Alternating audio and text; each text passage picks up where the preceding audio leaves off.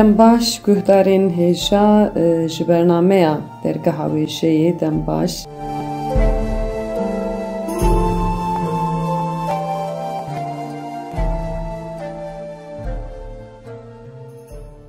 Bi bernameyekê nû ez li pêşberî we me ez roza metîna her rojê sêşemê saet sisiyan de ez li pêşberî we me saet sisê li gor saeta Ewropayê saet pênca de jî li gor saeta Kurdistanê ez ê li pêşberî we bim. Hefteya borî ez li ser mijara wêjeya zarokan sekinîm lêbelê ji ber ku bi rastî hem mijareke girîng e hem jî mijareke berfireh e elbet her mijarên me berfireh e lê min xwest ez vê heftê jî hinekî dinê jî li ser wêjeya zarokan bisekinim û bi rastî jî hinekî mirov kêfxweş dike yanî wêjeya zaroka. Wêjeya zaroka ji xwe milekî wêjeyê û di nava xwe de jî taybetmendiyên zarokan dihewînim. Ji ber hemên edebî pêk tê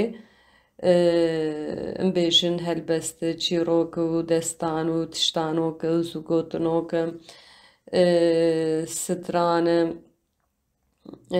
bêjin lîstik evana hemû em dikarin di çarçoveya wêjeya zarokan de binirxînin. Bandorên wêjeya zaroka jî gelekî girîng e. Yani bandorê li ser perwerdeya zarokan dikim. Di heman demê de jî jiyanê bi aliyên wê yên cuda em bêjin zarok fehm dike bi saya wêjeya zarokan. Di heman demê de jî nîqaş û rexneyê hîn dibin. Duwarê derxistina dengên cuda de jî zarok wêrek dibin. Her wiha hînî telafûza rast a peyva dibe. Her wiha wêjeya zarokan bandorê li ser pêşketina duwarê hestiyarî û civakiya zarokan dikim. Bandorê li ser kesayeta zarokan dikim. Zarok peyvên nû hîn dibin. Di heman demê de jî bi saya wêjeya zarokan zarok agahiyên cuda jî hîn dibin. Her wiha dema wan ya palkişandinê zêde dibe. Tedê hefteya borî jî min gotibû yani zarokeke em bêjin berê hîç li çîroka guhdar nekiribû zarokê ku em bêjin lê guhdar kiribû di navbera wan de jî gelekî ferqî heye duwarê baldariyê de.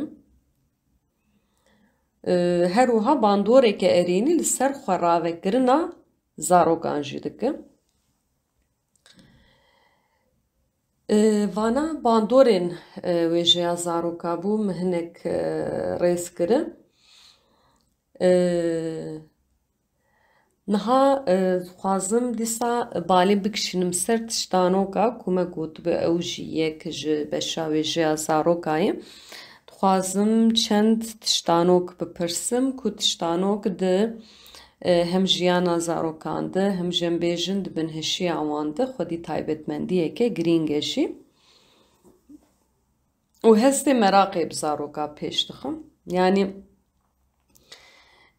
ji xwe ew hestê meraqê di însana ditune bi rastî jî însan nikare bi tuhawî jî pêş bikeve. Yani her tişt bi meraqê tê serî însana. Yani tu tişkî wexta meraq nekir tu lêkolînê jî nake. Tiştekî wexta tu meraq nekir tu nikare bi ser wî tiştî jî herim. Tu nikarî hînî wî tiştî ji ber wî hawî ew em bêjin hestê meraqê gelekî girîng e. Belê ez tiştanokekê bipirsim eyar heye mû tune ye. Gelo ev çi ye? Eyar heye mû tune ye. Belê bersiva vê tiştanoka me jî mamika me jî beqim. وقتا مره وی تشتانو که زاروکا بپرسه مره دکاره دوی کلیه دی یعنی پشتی کو زاروکا برسف دا شوندو مره کاره بیج زاروک نو بق چاوا دنگ دردخه راق راق راق yani zarok bi vî rengî hînên bêjin derxistina dengê beqêjî dibim. Ez tiştanoka dinê pirs bikim, şaşik li serayê bang dide lê ne melayê. Gelo ev çi ye? Şaşik li serayê bang dide lê ne melayê. Belê bersiva vê tiştanokê jî dîkim. Berê me digo li ceme dîkê qoqo jî hebû me digo dîkê qoqo. Çindik çindik baz da çû quncik. Gelo ev çi ye? Çindik çindik baz da çû quncik. Ev jî mişk e. Çû me êş ecêbek hate pêş bi çar lingan bû ji xeyniyê pêş. Gelo ev çi ye? Çû me êş ecêbek hate pêş bi çar lingan bû ji xeyniyê pêş. Belê ev jî gevjalim. Binî hesine serdare nava wî goşte. Gelo ev çi ye? Binî hesine serdare nava wî goşte. Bersiva wê jî hesp e. Baxçeyê gulan keziyê mila Kurdî xweş e li ber dila.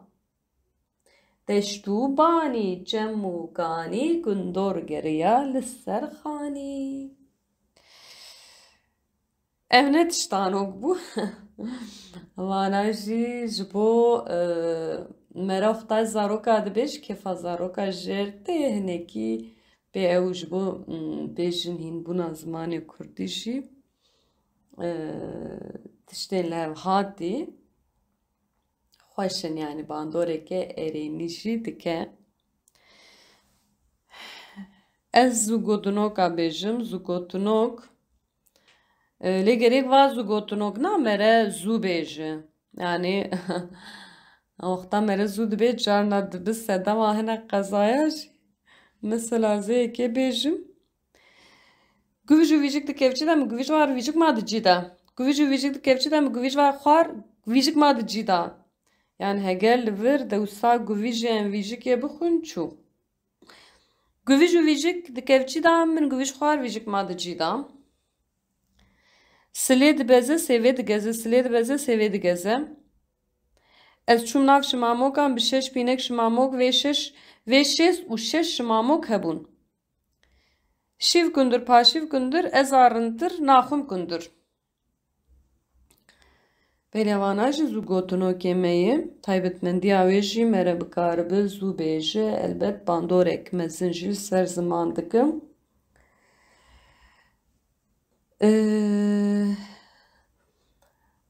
Di heman demê de jî çîrok jî me hefta borî behs kiribû. Çîrok bi xwe taybetmendiyê wê çi bandorek çawa ser zaroka dikim. Duêjê di girîngî û taybetmendiya çîrokan. Em li ser sekinî bûn û em bêjin dema ku çîrokên zarokan bê nivîsandin bi taybet divê em yani di ça hawî de baldar bin. Zarokistan dema ku li Amedê dibin banê şaredariya bajarê mezin a Amedê de hat avakirin li wir mesela gelekî masên materyalan jî hebû yek jê mesela çîrokên zaroka bû. Gelek çîrok hebû lê belê ne li gor te dê em bêjin jê gelek ne li gor em bêjin zaroka bû. Îdî me biryarek da me got em ê bixwerûnin çîrokên xwe binivîsin ji bo zaroka. O yani mesela hinek çîrokên ji bo zaroka te lê dinêre pir biçûk bûn. ای مثلا زاروکین قرشه تمنی وانم بیجن جه 0 حتی 6 بوی زاروکینم بیجن 3-4 سالی تو پرتوکک جیروکا بچوک بدبروان بالاوان ناکشینم. جبروی هاوی مثلا مگوبلا او به ام بیجن اباتین پرتوکی مزن به جبر کوینه گله کی بالی دکشین براوینه مزن به هر وها مره بکاربه براحتی بزی ورینه جبوختا مره وینه روی زاروک دده جپاشی جی مره بکاربه راحتی چیروکی زاروکا بخوینم. هلبت زاروکیسانه زاراوی گرمان کردکی yani zazaki و گرمانجی هبو بیجن دنویساندنا چیروکان ده elbet her du zaravaj kiringi و taybetmendiyavi heyim. Liserem بیجن پێدڤیان دوێ دەمێتە مژی چیرۆکێک نویسان سێ گۆشە و چار گۆشە وێ دەمێ گورمانجی نویسان دەمرا کێلێکچێژی وەرگەڕاوەیە دملکی کردبوو ئەم بێژن لەسەر ڕەنگا لەسەر ئەم بێژن تەشێ یعنی سێ گۆشە و چار گۆشە ئەم بێژن تەشەیە و zarok وقتا وی چیروکê bixwîn hîn rehettir hînî vê teşeyê dibin teşeyê sê goşe û çar goşe bêjin di heman demê de jî ew têgeha hevaltiyê têgeha paqijiyê elbet mere wexta çîrokê bixwînim ev têgehên ku ez qal dikim hîn bêtir derdikeve pêş û dûr bêtir jî tê famkirin di heman demê de ez dixwazim niha ji we re çîroka sê goşe û çar goşe bixwînim hem kurmanciya wê hem jî di milkî elbet her du hawî bêxwin yani her du zaravaya jî bêxwendin ew ê baş bin ji ber ku bi rastî jî dema ku em dibe Kurdî divê tenê zaraveyek neyê bîra me re yani em li hemû zaraveyên xwe yê Kurdî em xwedî derkevin bêjin zazakî, soranî, goranî, lorî, kurmanciyê hemû jî ji bo me dewlemendiyeke gelekî mezin e û elbet xwedî derketandina em bêjin ji bo van zaravan jî dibe ji bo me tiştekî jêneger be yani em li ser esasên em bêjin xwedî derketandina nasnameya xwe em xwedî van zaraveya xwe derkevin ez ê niha ji we re sê goşe û çar goşe bixwînim kurmanciya wê pişre zazakiya wê elbet di wêjeya zaroka de girîngî û taybetmendiyekê dinê jî em bêjin tu çawa tînî ziman çawa îfade dike em bêjin çîrokekî wexta tu zaroka dixwîne tu li gor em bêjin wê ahengê nexwîne em bêjin li gor hevoka tu wê kelecanê nedi zarok zû aciz dibe ya dinê ji gerek çîrok Kurd bi çima çimkî ew bala zaroka pir zû bela dibe yani dema ku em bêjin li zarokîstanê me mamostetî me dikir ji wexta me zaroka re çîrokek dixwend çîrok pir dirêj be zarok vê gavê bala wan em bêjin diçû ser tiştekî dinê ji ber wî hawî hem dwarê xwendinê de hem dwarê em bêjin Kurdbûnê de jî elbet girîngiya wê heye ez berê kurmancî bixwînim pişre jî di milkî çargoşek û sibê zû ji xewa xwe ya şêrîn şiyar bû ji nav nivînê xwe yê sor derket û çû destavê çargoşek ji destavê derket lê ji bîr kir destên xwe bişo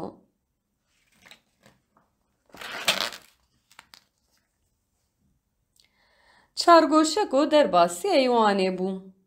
Taştê amade bû. Çargoşeko li ser kursiyê rûnişt û dest bi xwarinê kir. Çargoşeko taştê xwar. Lê dîsa ji bîr kir destê xwe bişo.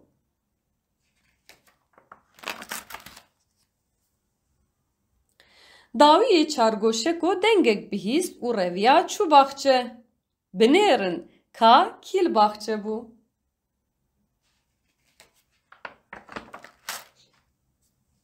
Li baxçe hevala wî sê goşekê hebû. Çargoşeko got: Roj baş, hevala min a hêja. Sê goşekê jî got: Roj baş. Sê goşekê bi xwe re goga keskanî bû.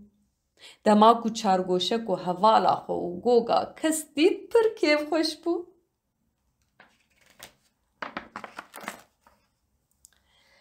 Çargoşeko û sê goşekê bi kêfxweşî bi hev re lîstin. Ji ber ku pir baz dan û lîstin xwêdan dan. Piştî lîstikê her du jî çûn malên xwe. Lê berî wê ji hev xatir xwestin. Çargoşeko ji hevala xwe re got: Êvar baş. Sê goşekê jî got: Êvar baş. Roja din sê goşekê dîsa hat baxçeyê çargoşeko û gazî wî kir. Çargoşeko! Çargoşeko! Lê deng ji çargoşeko nedihat. Sê goşekê xemgîn bû û hem jî pir merak kir. Çargoşeko berî taştê û dawiya taştê ji bîr kiribû ku destê xwe bişo. Dema ku lîstibû û xwêdan dabû ji bîr kiribû cilê xwe biguherîne. Loma çargoşeko nexweş ketibû. Lê sê goşekê berî taştê û dawiya taştê destê xwe şiştibû. Cilê xwe yên xwêdayî jî guhertibû. Loma sê goşekê nexweş neketibû. Sê goşekê çû serdana çargoşeko û got: Derbasî be. Çargoşeko got: Spas dikim. Çargoşeko bi serdana sê goşekê gelek kêfxweş bibû. Yani divir da armanca vê çîrokê ew aliyekî jaliyekî ji perwerdekirinê yani em bêjin li vir ji ber ku çargoşekoyê tamsar destê xwe neşuştî. Xwarin xwariye û çûyî derve xwêdan dayê û cilê xwe jî neguhertî. Wexta ji desta wê derketî jî destê xwe neşuştî, loma jî nexweş ketî. Lê belê sê goşekê baqil in. Sê goşekê ji ber ku destê xwe şuştî û cilê xwe guhertî ew nexweş neketî. Belê guhdarên hêja niha jî ez ê çîroka sêgoşe û çargoşe ez ê di milkiyayê bixwînim. Çargoşekî serê sibayê hewnê xwî şîrîn rawarişt. Miyanê nivîna xwe ya sûrî re vejiya û şû destewxane. Çargoşekî destewxaneyê ravejiya. La xwe vê ra kerd ke destanê xwe bişû.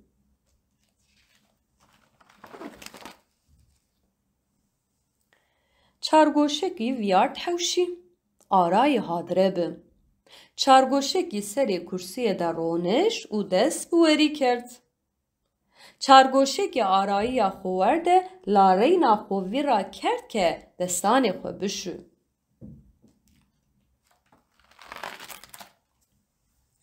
Peynî de çargoşekî vengekî eşnawd û rema şi baxçe. Bewnêne kam baxçe de bim.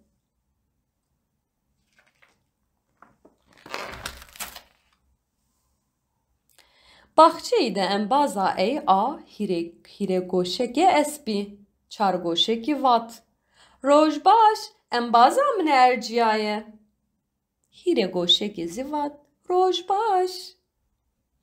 Hîregoşeke xoreyê de guda zergûn ardibî. Wexto ke çargoşekê embaza xwe û guda zergûn dî zaf kêfxweş bi.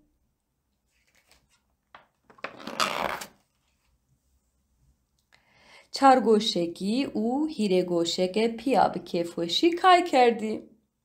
Semedeke kay remay, semedeke zaf remay û kay kerdî erek day. Badê kay kerdî şê her diyan zî şîkeyê xwe. Laverê ciyê û bînan re xatir waştî. Çargoşekê embaza xwe re wat, şan baş. Hîregoşekî zî wat, şan baş.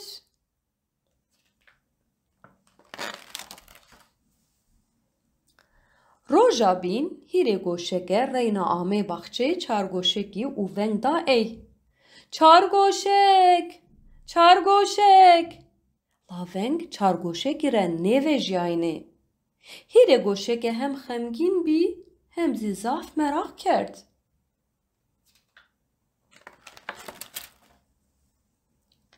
Çargoşekî verê arayî û peyniya arayî xwe vî ra kerd ke destanê xwe bişû. Wextê ku kay kerd bi û erek da bi xwe vî ra kerd ki cilanê xwe bibedilno. Loma çargoşekî nêwiş kewt bi. La hîregoşeke verê arayî û peyniya arayî destê xwe şitibî. Cilê xwe yê erekdayî zî bedil nayînî. Loma hîregoşeke nêwiş nêkewt bî. Hîregoşekê şî ziyaretê çargoşekî û vat viyar tebû. Çargoşekî vat spas kena. Çargoşekî ziyaretê hîregoşekê rey de zaf kêfweş bibe. Rastî wêneyên divê çîrokê de jî gelekî ew in bêjin hem mezin hem jî bala zaroka dikişînin. Mesela tiştekî dinê ya di çîroka de wexta çîrok diqede şûnde tu pirsay zaroka bikin. Mesela bêjin pirsên pirtûkê em lê binêrin. Wexta ki diqede şûnde tu ji zarok dipirsin. Ka hela tu yanî bala xwe dide tu dibê ka gelo zarok çi qasî guhdar kirî. Wexta zarok pirsê rast bide demekî pir baş guhdar kirine. Çargoşeka çima nexweş dikeve? Ka gelo bersiva vê pirsê bidin bêka we çi qasî çîrokê guhdar kiriye. Çargoşek çima nexweş dikeve. Mamoste ez bersiva wê bidim. Belê bêje ji ber ku destê xwe neşûş çû desta wê û ji ber ku cilê xwe neguhert. Goga sêgoşekî kîjan reng e? Kîjan reng bû? Sêgoşekê dema ku tê baxçe û ba çargoşek û dike gogekê bixwartîne. Rengê wê çi ye? Min bawer bikin min ji rengê wê ji bîr kir. Ya kes bû ya sor. Pirsa me dinê jî sêgoşekê û çargoşek û li ku derê dilîzin? Li baxçe dilîzin û rengê gogê jî kesk bû. Yani di vir de zarok ew dikin. Têgeha renga jî hîn dibe. Wexta tu bêjî yani mesela bi kîja gogê hate goga kesk. Wexta dibêjî goga kesk li vira zarok ew reng de heşa dimîne. Yani ew rengê kesk de heşa dimîne. Ji ber wî hawî jî di estê xwe de çîrok me gotibû ji bo te dî bandoreke erênî di heman demê de li ser perwerdeya zaroka dike. Li ser em bêjin hînbûna wan dike. Û bi vî rengî jî zarok hîn bêtir em bêjin mejiyê xwe dixebitîne. Yani zarokên ku li çîrokan guhdar dike ew hişmendiya wan jî pêş dikeve û di heman demê de jî ew dibin. Hîn bêtir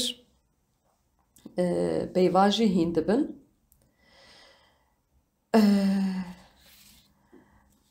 Lîstikên tiliya jî heye. Mesela di wêjeyê de mesela tu wexta lîstikê tiliya tu dilîze li wir zarok hîn bêtir hîn dibin. Mesela hînî reqama dibin bêjin hejmara. Hînê em bêjin demsala dibe, hînî hejmara dibe, yani hînî tiştên ku tu dixwazi zû rê zaroka bide, yani zû hîn dibin. Ji ber wî hawî ew jî elbet girîng e. Di vê naberê de dixwazim ji we re helbestekê jî bixwînim. Ev ji jaliyê Yones Behram hatî nivîsandin. Navê helbestê jî dayîk e. Dayîka min, dayîka min, tu yî dil û cegera min. Çendî bibêjim tu hêjayî, bi pesnê tu pir buhayî. Te neh mehan ez xwedî kirim, di zik de ez mezin kirim. Ev helbest dikarib awayekî rehet zaroka re bê xwendin. Dûr zarok em bêjin wexta guhdar dike ji ber ku bi zimanekî rehet hatî nivîsandin, zarok li wir zû fehm dik û li vir di eslê xwe de em bêjin helbest be, çîrok be, peyamek jî heye, tu dixwaze peyamekê bide zaroka. Di vê helbestê de peyama ku hatî xwestin bê dayîn, di eslê xwe de ew keda ku dayîk di ber zarokan de dide. Dibe te neh mehan ez xwedî kirim, di zik de ez mezin kirim. Dibe bi pesnê tu pir buhayî. Çendî bibêjim tu hêjayî, tu yî dil û cegera min, dayîka min, dayîka min. Dayîka min, dayîka min, tu yî dil û cegera min. Çendî bibêjim tu hêjayî, bi pesnê tu pir buhayî. Te neh mehan ez xwedî kirim, di zik de ez mezin kirim. Li vir zarok elbet li wê peyama em bêjin girîngî û taybetmendiya dayîka xwe ew ked û zehmeta ku di ber dayî jî fehm dike yani. Di heman demê de jî stranek jî ez ji we re bixwînim.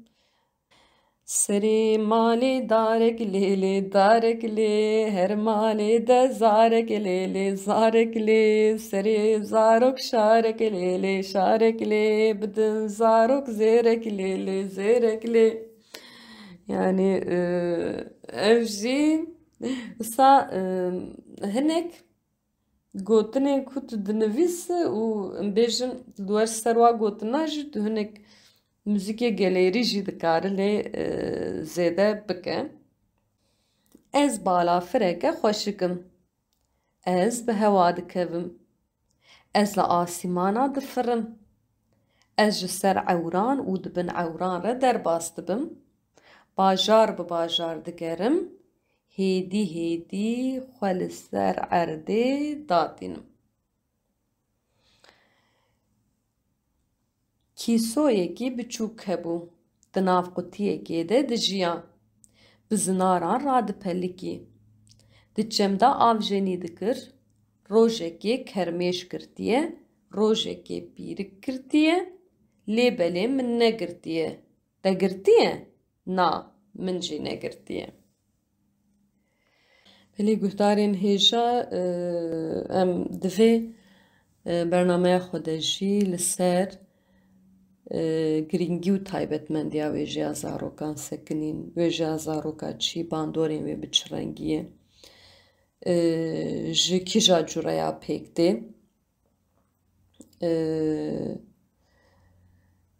Di heman demê de jî divê bernama xwe de me çîrok xwendin. Hinek stranên zarok me got, me tiştanok pirsî. Di heman demê de jî zigotinok me gotin. Em hêfî dikin ku wê ji vê bernamê sûdek girtibe, kêfa wê ji vê bernamê re hatibe. Heta bernamak dinê bimînin di xêr û xweşiyê de bê çîrok, bê stran, bê huner nemînin, bê wêje nemînin. Bihêviya hevdîtinê û bêhêviya bernameyekê din ya hefta pêşiya me bimînin di xêr û xweşî de.